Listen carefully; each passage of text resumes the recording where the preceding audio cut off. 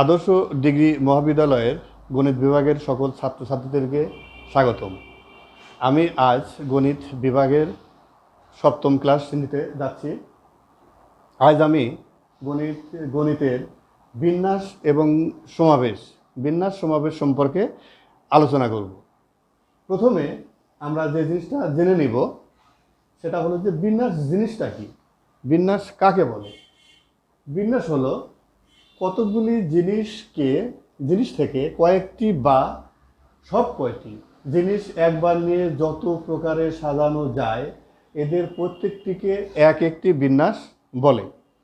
আচ্ছা, যেমন এন সংখ্যক ভিন্ন ভিন্ন জিনিস হতে প্রত্যেকবার আর সংখ্যক, অবশ্যই আরটা এনের চাইতে ছোট হতে হবে, সংখ্যক জিনিস নিয়ে প্রাপ্ত বিন্যাস সংখ্যাকে আমরা NPR দ্বারা প্রকাশ করে থাকি।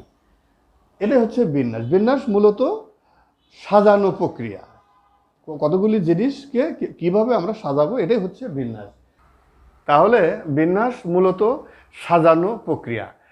কিভাবে আমরা কতগুলি জিনিসকে সব কয়টি বা কয়েকটি কিভাবে আমরা সাজাবো, এই সাজানোর প্রক্রিয়াটাই মূলত বিন্যাস। তবে বিন্যাস জানার জন্য, বিন্যাসকে সুসম্পূর্ণ করার জন্য আমাদের আরেকটি জিনিস জানা দরকার, সেটা হচ্ছে ফ্যাক্টোরিয়াল। ফ্যাক্টোরিয়াল কাকে বলে? ফ্যাক্টোরিয়াল মূলত একটি গুণন প্রক্রিয়া, অর্থাৎ একটি কোনো স্বাভাবিক সংখ্যা এন এর ফ্যাক্টোরিয়াল বলতে আমরা বুঝি 1 থেকে n পর্যন্ত যে গুণনফল, এই গুণনফলকে বলবো আমরা ফ্যাক্টোরিয়াল। আমি একটা উদাহরণ দেই। আমি একটা উদাহরণ দিচ্ছি। আচ্ছা, তাহলে আমরা পারমুটেশন অর্থাৎ বিন্যাস আলোচনা করতে গিয়ে বিন্যাস এবং সমাবেশের ক্ষেত্রে ফ্যাক্টোরিয়াল শব্দটি অত্যন্ত গুরুত্বপূর্ণ।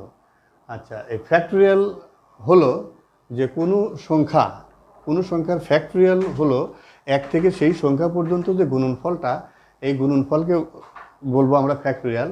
যেমন যেমন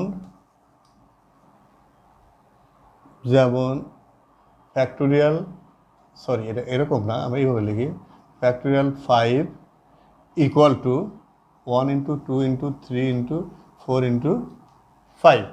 এইটা তো আমরা পূর্বে আলোচনা করছিলাম যে পারমুটেশনের ক্ষেত্রে এন সংখ্যক বিভিন্ন জিনিস থেকে আর সংখ্যক জিনিস, যেখানে অবশ্যই আরটা এনের চাইতে ছোট, দিয়ে বিন্যাস সংখ্যা হচ্ছে NPR। এন সংখ্যক বিন্যাস সংখ্যা হলো NPR। সেই NPR সমান actually factorial n by factorial n minus r. আমরা এইভাবে ফ্যাক্টোরিয়ালটা ইন্ডিকেট করতে পারি। তো যেমন আমরা এই পারমুটেশনের যে বিভিন্ন মান আমরা যদি প্রয়োজন লাগে তাহলে আমরা মানগুলা বের করতে পারবো। যেমন 1 নম্বর একটা আমরা যদি বলি যে এত এর মান কত, যে 17p3 17p3 এত এর মান নির্ণয় করো। সমাধানটা এরকম হবে 17p3 এর অর্থ হচ্ছে ফ্যাক্টোরিয়াল 17 বাই ফ্যাক্টোরিয়াল 17 মাইনাস 3। এটা হলো 17 ফ্যাক্টোরিয়াল বাই 14 ফ্যাক্টোরিয়াল 14 সমান এইটাকে উপরেটা হলো 1 থেকে 17 পর্যন্ত গুণন, নিচেরটা 1 থেকে 14 পর্যন্ত গুণন। তাহলে আমরা সংক্ষেপে এটা বলতে পারি 17 ইন্টু 16 ইন্টু 15 ইন্টু ফ্যাক্টোরিয়াল 14 আর নিচে ফ্যাক্টোরিয়াল 14 14 কেটে যাবে, রেজাল্ট হবে 17 গুণন 16 গুণন 15। এটা আমরা এই গুণনফলটা হচ্ছে অ্যান্সার। তারপরে আমরা যদি আরও একটু আলোচনা করি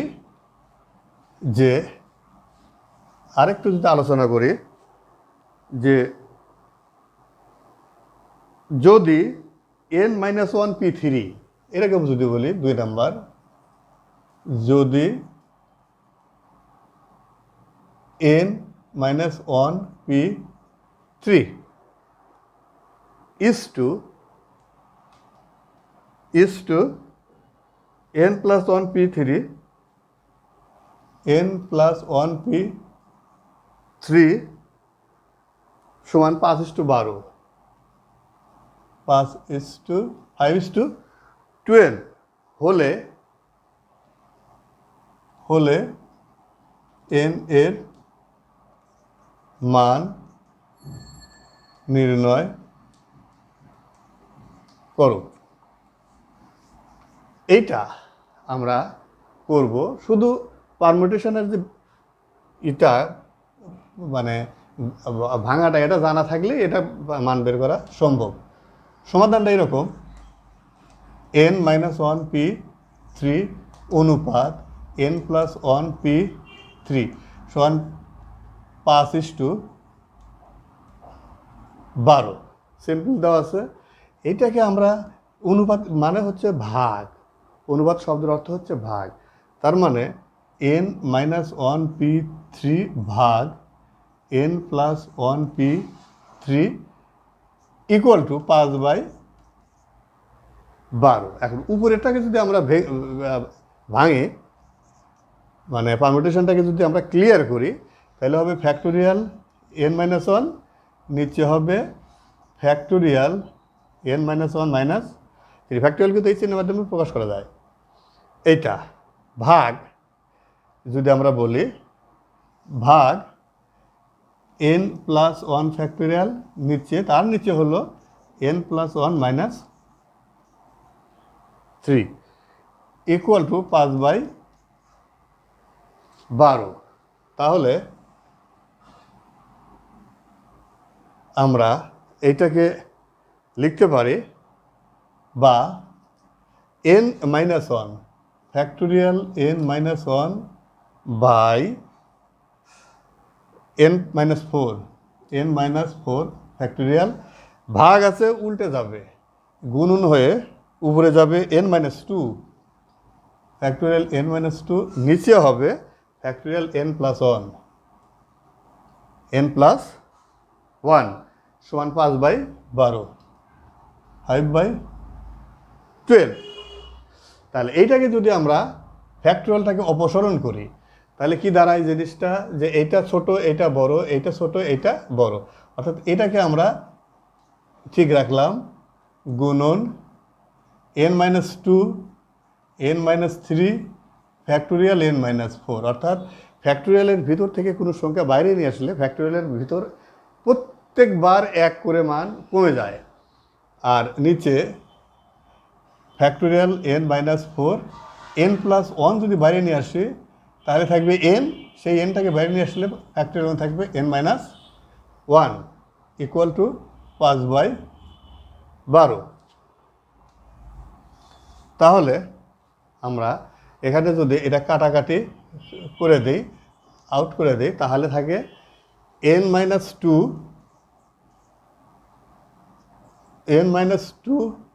ইন্টু n-3 নিচে n into n plus 1 equal to 5/12। মোটামুটি ক্লিয়ারের মধ্যে আছে, বজ্রগ্রহণ আমরা করে দিব। তো বা এটাকে যদি গ্রহণ করে হয় n² minus 5n plus 6 into 12 equal to 5n² plus 5n। তাহলে গুণন করলে 12n², 5 12 60n 6 বরং 72 72 minus 5n² minus 5n equal to 0। এরপর যে জিনিসটা হচ্ছে সেটা হলো 12n² থেকে 5n বাদ দিলে 7n², 60n আর 65 65n আর হলো 72 প্লাস 72 ইকুয়াল টু 0। এটাকে যদি আমরা মিডল টার্ম করি তাহলে দাঁড়ায় 7 72 65, অর্থাৎ এটাকে 7 গুণন 72, এটাকে যদি ভাঙি 7 গুণন 2 গুণন 36, 7 গুণন 2 গুণন 2 গুণন 18, 7 গুণন 2 গুণন 2 গুণন 3 গুণন 3 গুণন 2। এটাকে মিলাইলে 3 7 21, 3 7 গুণে 14, 3 14 42, আর 3 গুণে 6 দুগুণে 8, আমার মিলে যাবে 65 হলো না। 7 3 7 2 দুগুণে 4, 2 দুগুণে 4, 4 7 28, 28 দুগুণে 56, 3 3 9, তাহলে 65, অর্থাৎ 7n square minus 56n minus 9n plus 72 equal to 0। আমি যদি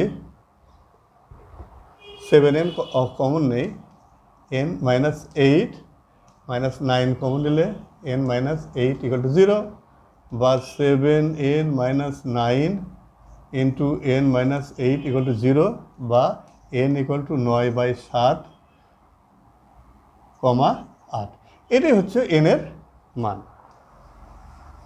তো এইভাবে আমরা পারমুটেশনের আগে বা পারমুটেশনের বেলায় এনপিআর বা এনপিআরকে কীভাবে ভাঙানো যায় সেটা আমরা একটা উদাহরণের মাধ্যমে দেখালাম। তো আমরা একটা অঙ্ক করি যে পারমুটেশন অঙ্কগুলো কীভাবে সাজাতে হয়, বিন্যাসটাকে কীভাবে বিন্যাস করতে হয়, একটা এক্সাম্পল আমি দিব এখন। এক্সাম্পলটা এরকম, যেমন ইকুয়েশান, একটা এক্সাম্পল আমি দেই।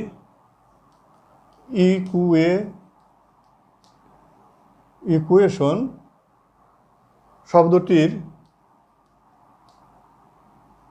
শব্দটির অক্ষর সবগুলি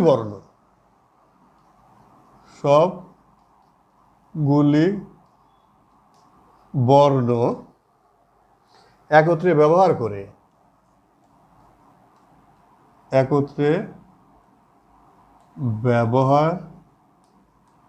করে কত বইয়ে অক্ষরগুলিকে সাজানো যায়, কত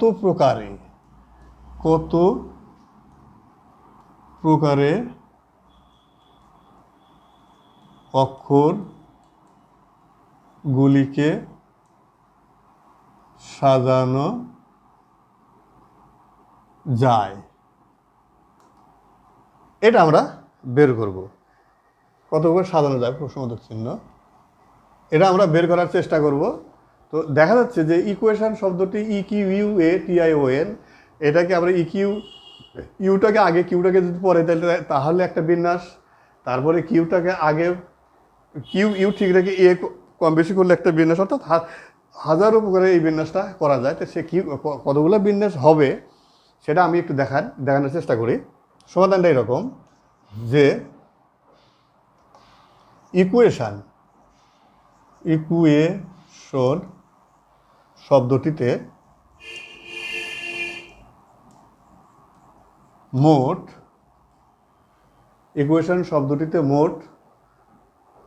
1 2 3 4 5 6 7 8 8টি বর্ণ আছে, 8টি অক্ষর বিদ্যমান, 8টি অক্ষর বিদ্যমান। তার মধ্যে দেখা যাচ্ছে EQUATION সবগুলো অক্ষর কিন্তু ভিন্ন ভিন্ন, এই সবগুলো অক্ষরই ভিন্ন ভিন্ন। তাহলে সবগুলো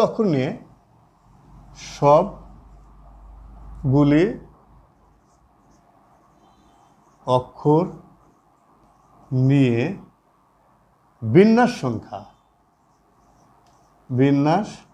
প্রত্যেকটা সাজানোই কিন্তু একটা করে বিন্যাস, আর মোট বিন্যাসকে আমরা বলবো মোট বিন্যাস সংখ্যা সমান NP3। মোট আছে হলো অক্ষর আছে 1 2 3 4 5 6 7 8, 8টি। 8P আমরা নিচ্ছিও 8টি, তাহলে 8P 8। এইটাকে যদি আমরা ভাঙি, ফ্যাক্টোরিয়াল 8 নিচে হলো ফ্যাক্টোরিয়াল 8 মাইনাস 8 সমান ফ্যাক্টোরিয়াল 8 বাই ফ্যাক্টোরিয়াল 0। আমি অবশ্য ক্লাসে আলোচনা করছি যে ফ্যাক্টোরিয়াল 0 এর মানটা হচ্ছে 1, ফ্যাক্টোরিয়াল 0 শব্দের মান 1, এটা বের করা যায়। এই ফ্যাক্টোরিয়াল জিরো এটা কিন্তু ওয়ান, ফ্যাক্টোরিয়াল জিরো বলো আর এরকম বলো ইকুয়াল টু ওয়ান, এটা ওয়ান আসে, এই ফ্যাক্টোরিয়াল জিরো সমান ওয়ান যদি আমরা ফ্যাক্টোরিয়ালটাকে গামা ফাংশনে রূপান্তর করি সেখান থেকে আমরা ক্লিয়ার বুঝতে পারবো যে ফ্যাক্টোরিয়াল জিরো সমান ওয়ান। অর্থাৎ সেই সূত্রটা আমি এখানে যেহেতু নাই তারপর একটু বলি যে আসলে ফ্যাক্টোরিয়াল এন প্লাস ওয়ান সমান হচ্ছে গামা এন। তো আমি যদি এই ফ্যাক্টোরিয়াল এন মাইনাস ওয়ান সমান গামা এন, আমি যদি এনের মানে এক বসাই তাহলে হবে one minus one equal to gamma one, one minus one মানে factorial zero equal to gamma one. এই গামা ওয়ানের মান হচ্ছে মূলত এক, এই গামা ওয়ানের মান মূলত এক, সেখান থেকে পাওয়া যায় factorial zero equal two one. তো এখানে যেহেতু ফ্যাক্টোরিয়াল চলে আসছে যে ফ্যাক্টোরিয়াল জিরো, এই ফ্যাক্টোরিয়াল জিরো, তাহলে আমরা এই রেজাল্টটা পাবো যে ফ্যাক্টোরিয়াল এইট বাই ওয়ান সমান ফ্যাক্টোরিয়াল এইট। ফ্যাক্টোরিয়াল এইট মানে এক গুণন দুই গুণন তিন, এটা কি চলে গুণন আকারেও দেওয়া যেতে পারে, এইট গুণন সেভেন গুণন সিক্স গুণন ফাইভ গুণন ফোর গুণন থ্রি গুণন টু গুণন ওয়ান সমান সমান একটা রেজাল্ট আসবে, এটাই অ্যান্সার। তাহলে আমরা যদি কতগুলো সংখ্যা দেওয়া থাকে সবগুলি বা দুটি বা তিনটি এগুলো নিয়ে যদি আমরা সাজাইতে চাই তাহলে এইভাবে আমরা বিন্যাস তৈরি করব। আমি আজ এখানেই রাখছি, পরবর্তী ক্লাসে আমি অন্য কিছু নিয়ে আলোচনা করব।